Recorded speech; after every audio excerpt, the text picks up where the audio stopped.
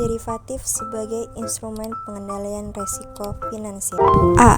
Penggunaan istilah derivatif. Istilah derivatif merujuk pada instrumen keuangan yang nilainya berasal dari aset dasar tertentu. Derivatif ini mendapatkan namanya karena nilainya berasal atau terderivasi dari aset tersebut. B. Apakah derivatif itu? Derivatif merupakan kontrak atau perjanjian yang nilai atau peluang keuntungannya terkait dengan kinerja aset lainnya. C. Financial engineering. Derivatif juga dapat digunakan dalam praktek keuangan yang dikenal sebagai financial engineering atau rekayasa keuangan. Dalam konteks ini, derivatif digunakan untuk menciptakan produk atau strategi keuangan yang kompleks. Berikut ini beberapa contoh penggunaan derivatif dalam pengendalian financial engineering. 1. Struktur produk. Derivatif digunakan untuk menciptakan produk struktur yang kompleks dengan kombinasi resiko dan keuntungan yang disesuaikan dengan kebutuhan investor. 2. Repackaging. Derivatif digunakan untuk melakukan repackaging atau strukturisasi sekuritas yang ada dengan tujuan mengubah karakteristik risiko dan pengembalian. Arbitrase derivatif digunakan dalam strategi arbitrase untuk memanfaatkan perbedaan harga antara dua atau lebih pasar. 4. Portofolio manajemen. Derivatif digunakan dalam manajemen portofolio untuk mencapai eksposur risiko tertentu atau mengelola efisiensi portofolio. Dalam praktek financial engineering, penggunaan derivatif sering melibatkan kompleksitas dan risiko yang lebih tinggi. Penting untuk memiliki pemahaman yang kuat tentang instrumen derivatif dan memperhitungkan implikasi risiko, biaya, dan peraturan yang terkait sebelum menggunakan derivatif dalam strategi keuangan yang kompleks. D. Konsep dan istilah dalam pasar derivatif. 1. Kontrak derivatif, yaitu perjanjian antara dua pihak untuk membeli atau menjual aset yang mendasarinya pada waktu dan harga tertentu di masa depan.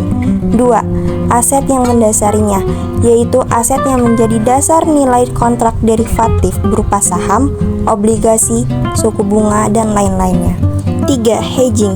Strategi yang digunakan untuk melindungi nilai aset dari perubahan nilai merugikan. 4. Kontrak berjangka atau future. Kontrak derivatif yang menetapkan kewajiban untuk membeli atau menjual aset pada tanggal tertentu di masa depan dengan harga yang telah ditetapkan sebelumnya. 5. Opsi, yaitu kontrak derivatif yang memberikan hak tetapi bukan kewajiban kepada pemegang opsi untuk membeli atau menjual aset pada harga yang telah disepakati sebelumnya dalam jangka waktu tertentu. 6. Swap, yaitu perjanjian antara dua pihak untuk saling menukar arus kas atau keuntungan dari aset atau kewajiban tertentu. 7. Margin, yaitu jumlah uang atau surat berharga yang harus ditempatkan oleh investor sebagai jaminan dalam melakukan transaksi derivatif. E. Peran pasar finansial. Pasar derivatif memiliki peran yang penting dalam manajemen risiko. Berikut adalah beberapa peran utama pasar finansial derivatif dalam manajemen risiko. 1. Lindung nilai. Hedging pasar derivatif memungkinkan perusahaan untuk melindungi nilai atau mengurangi risiko yang terkait dengan fluktuasi harga, suku bunga, nilai tukar, dan risiko lainnya. 2. Pengelolaan risiko mata uang. Pasar derivatif mata uang memungkinkan perusahaan yang terlibat dalam transaksi atau memiliki aset dan kewajiban dalam mata uang asing untuk mengelola nilai risiko fluktuasi nilai tukar. 3. Pengendalian risiko bunga. Pasar derivatif suku bunga memungkinkan perusahaan yang memiliki utang atau investasi dengan tingkat suku bunga tetap untuk mengelola risiko perubahan suku bunga. 4. Perlindungan terhadap risiko komoditas. Pasar derivatif komoditas memungkinkan perusahaan yang memiliki exposure terhadap fluktuasi harga komoditas untuk melindungi komoditas ini. 5. Spekulasi. Pasar derivatif memberikan kesempatan bagi pelaku pasar untuk melakukan spekulasi terhadap pergerakan harga aset atau resiko tertentu. 6. Penentuan harga yang efisien. Pasar derivatif mencerminkan penawaran dan permintaan yang ada di pasar dan memberikan mekanisme harga yang efisien untuk aset atau resiko yang mendasarinya. 7. Diversifikasi resiko. Pasar derivatif memungkinkan perusahaan untuk melakukan diversifikasi resiko secara efisien. Dengan menggunakan berbagai instrumen derivatif dengan korelasi yang rendah, perusahaan dapat mengurangi resiko yang terkait dengan fluktuasi harga atau kondisi pasar yang tidak terduga.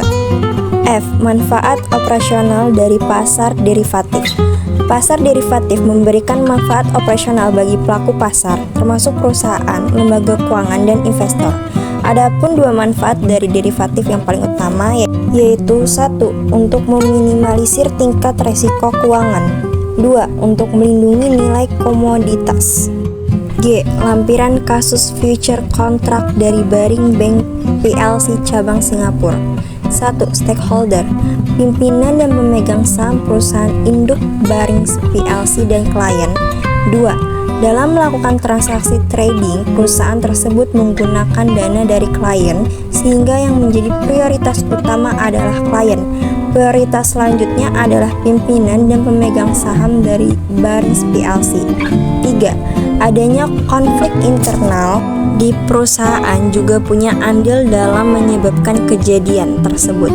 Hal ini dapat dilihat bahwa hasil audit dari Barings Brothers dan CO melaporkan tentang adanya perangkapan fungsi yang dilakukan oleh Lison sebagai shift trade, namun rekomendasi tersebut tidak pernah dilaksanakan oleh pimpinan unit tersebut. 4.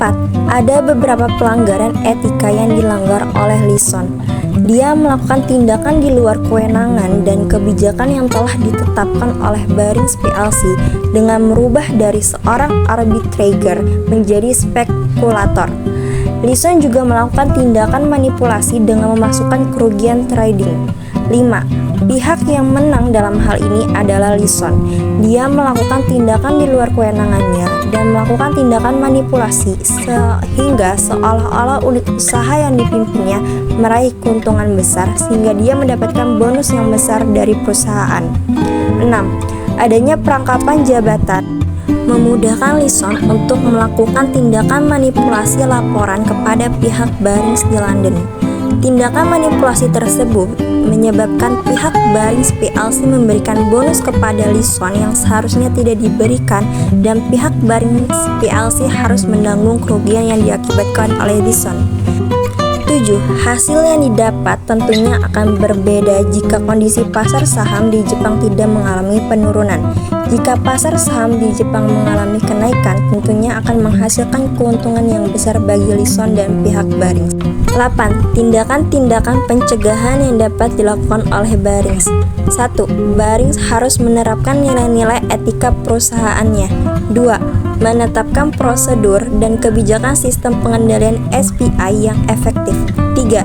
Manajer puncak juga harus memiliki pengetahuan tentang lini bisnis yang dilakukan setiap anak perusahaannya.